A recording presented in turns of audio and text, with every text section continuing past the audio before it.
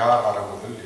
Dönegin yar qarı gözlü biziň bilen bagry badaşan durnam mehrinden qanayın yar qarı gözlü.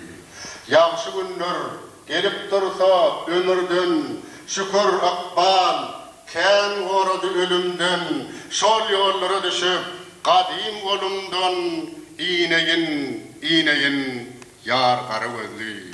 Gimin yazdım yüreğimin sağından yollar çektim gözlerimin ağından kovma canım kovma meni bağından gireyin yar qarı gözlü. Göğünüm parla dağa daşa urulla yelin kanatınna koşun perinne halal cevherlerim emde yerine süyneyin yar qarı gözlü.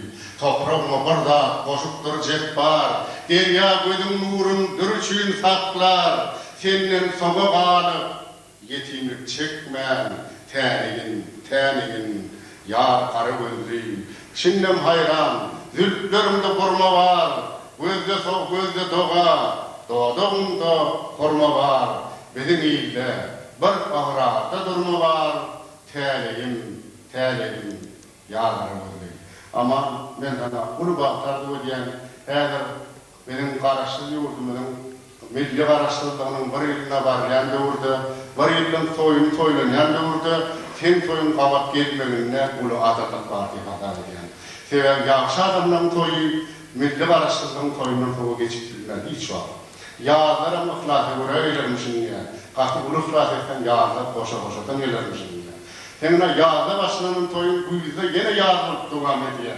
Olam Türkmenin ulu toyu bilen koşup gidiyor. Şeyle toy, heler, dine benim yurdumuzda karıştı Türkmenistan'da mümkün. Bundan 10 yıl olur, beyle toy edip bilmezdik.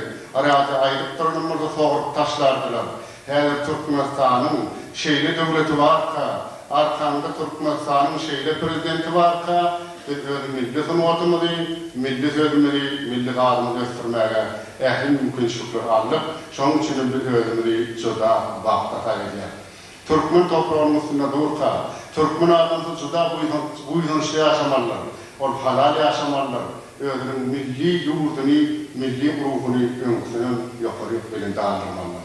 Ana biz şu da oturan adamlar, Türkmenler, Uruslar, beýle milletin wekilleri, hemmemiz Türkmenistan ile gözel yurdu beýgeldik biljek adamlar. Hemmemizin beýgeltmegimize häzir bizim yurdumuz garaşýar. Şoňa orta düşünelim. Bizim hemmemize bagışylar. Eger bizim hemmemiz häzir kimi agdy bir, jeýi Türkmen toprağyny düşünüp, Türkmenin döwletini düşünüp